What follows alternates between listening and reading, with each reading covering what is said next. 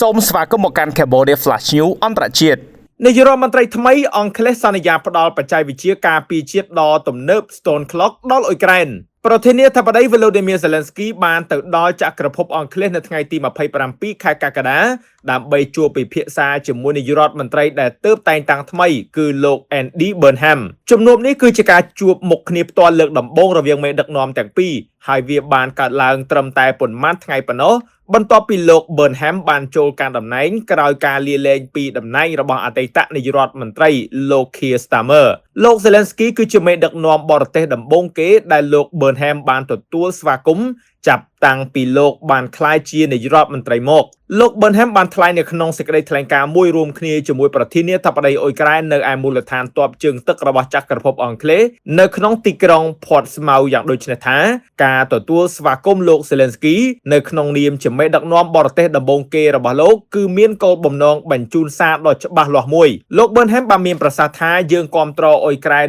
100% ផ្ទាល់ខ្លួនខ្ញុំក៏គាំទ្រលោកប្រធានាធិបតី 100% ផងដែរហើយខ្ញុំនឹងគោរពតាមរាល់ការសន្យាដែលចក្រភពអង់គ្លេសបានធ្វើឡើងចំពោះអ៊ុយក្រែនយ៉ាងពេញលេញខ្ញុំចង់ឲ្យលោកជ្រាបថាយើងនឹងនៅពីក្រោយការគាំទ្រលោកជានិច្ចការិយាល័យនាយករដ្ឋមន្ត្រីអង់គ្លេសក៏បានប្រកាសផងដែរថាខ្លួននឹងចែករំលែកកម្មសិទ្ធិបញ្ញានៃបច្ចេកវិទ្យាការពារជាតិដែលមានឈ្មោះថា Stone Clock ទៅកាន់អ៊ុយក្រែនដែលនឹងអនុញ្ញាតឲ្យទីក្រុងគៀវអាចផលិតប្រព័ន្ធទាំងនេះដោយខ្លួនឯងនៅក្នុងទ្រង់ទ្រាយធំបាន Stone Clock គឺជាប្រព័ន្ធសង្គ្រាមអេឡិចត្រូនិក EW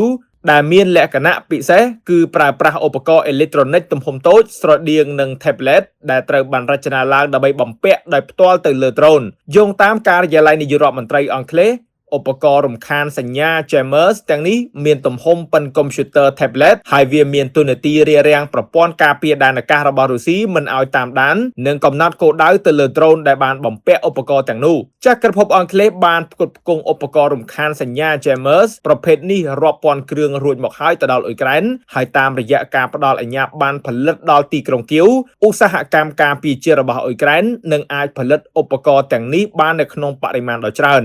លោក Zelensky បានថ្លែងនៅក្នុងទីក្រុង Portsmouth ខណៈឈរនៅក្បែរលោក Burnham ថាទំនាក់ទំនងរបស់យើងជាមួយចក្រភពអង់គ្លេសគឺរឹងមាំជាងពេលណាទាំងអស់ហើយខ្ញុំសូមថ្លែងអំណរគុណចំពោះលោក Andy សម្រាប់ឆន្ទៈមោះមុតរបស់គាត់ចំពោះភាពជាដៃគូនេះក៏ដូចជាការយកចិត្តទុកដាក់យ៉ាងខ្លាំងចំពោះវិស័យការពារជាតិនិងសន្តិសុខរបស់យើងមុនពេលកិច្ចប្រជុំនេះទីស្នាក់ការនាយករដ្ឋមន្ត្រីអង់គ្លេស Downing Street បានឲ្យដឹងថាលោក Zelensky និងលោក Burnham នឹងជួបគ្នានៅឯមូលដ្ឋានទ័ពជើងទឹកនៅក្នុងទីក្រុង Portsmouth ដើម្បីពិភាក្សាអំពីរបៀបដែលកម្មវិធីបណ្ដុះបណ្ដាលក្រោមការដឹកនាំរបស់ចក្រភពអង់គ្លេសកំពុងជួយពង្រឹងកងទ័ពអ៊ុយក្រែននិងសម្រេចបានលទ្ធផលនៅលើសមរភូមិលោក Zelensky បានមានប្រសាសន៍ថាអត្ថប្រយោជន៍សំខាន់គឺការការពារដែនអាកាសសន្តិសុខដែនសមុទ្រនិងការផលិតផ្នែកការពារជាតិរួមគ្នាដែលជាកិច្ចសហប្រតិបត្តិការជួយពង្រឹងប្រទេសទាំងពីរដំណើរទស្សនកិច្ចនេះធ្វើឡើងនៅពេលដែលទីក្រុងគៀវកំពុងព្យាយាមរក្សាទំនាក់ទំនងយ៉ាងជិតស្និទ្ធជាមួយសម្ព័ន្ធមិត្តអន្តរជាតិដ៏រឹងមាំបំផុតមួយរបស់ខ្លួន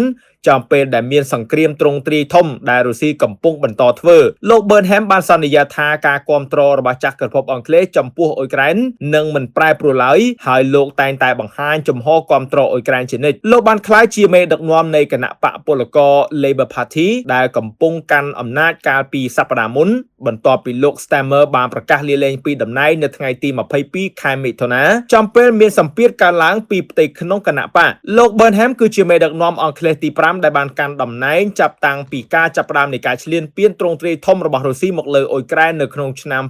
2022គណៈបកពលករបានបាត់បង់ការគាំទ្រពីសាធារណជននៅក្នុងរយៈពេលប៉ុន្មានឆ្នាំចុងក្រោយនេះហើយបានជួបប្រទះការបរាជ័យយ៉ាងធ្ងន់ធ្ងរនៅក្នុងការបោះឆ្នោតថ្នាក់មូលដ្ឋានឆ្នាំ2025នៅពេលដែលគណៈបក Reform Party របស់លោក Nigel Farage ដែលមានគោលនយោបាយប្រឆាំងការចូលមករបស់ជនអន្តោប្រវេសន៍បានទទួលជ័យជំនះឈរនៅលំដាប់ទី1ចក្រភពអង់គ្លេសនៅតែជាសម្ព័ន្ធមិត្តជិតស្និទ្ធបំផុតមួយរបស់អ៊ុយក្រែនដោយបានផ្ដល់ការគាំទ្រផ្នែកយោធាហិរញ្ញវត្ថុនិងការទូតពេញមួយរយៈពេលនៃសង្គ្រាមលោក Burnham បានចូលបម្រើការងារនៅក្នុងសហភាពអង់គ្លេសនៅឆ្នាំ2001និងធ្លាប់កាន់តំណែងជាន់ខ្ពស់ជាច្រើននៅក្នុងរដ្ឋាភិបាលរួមមានរដ្ឋមន្ត្រីក្រសួងសុខាភិបាលរដ្ឋមន្ត្រីក្រសួងវប្បធម៌និងលេខាធិការជាន់ខ្ពស់ប្រចាំក្រសួងហិរញ្ញវត្ថុមុនពេលក្លាយជាអភិបាលក្រុង Greater Manchester នៅឆ្នាំ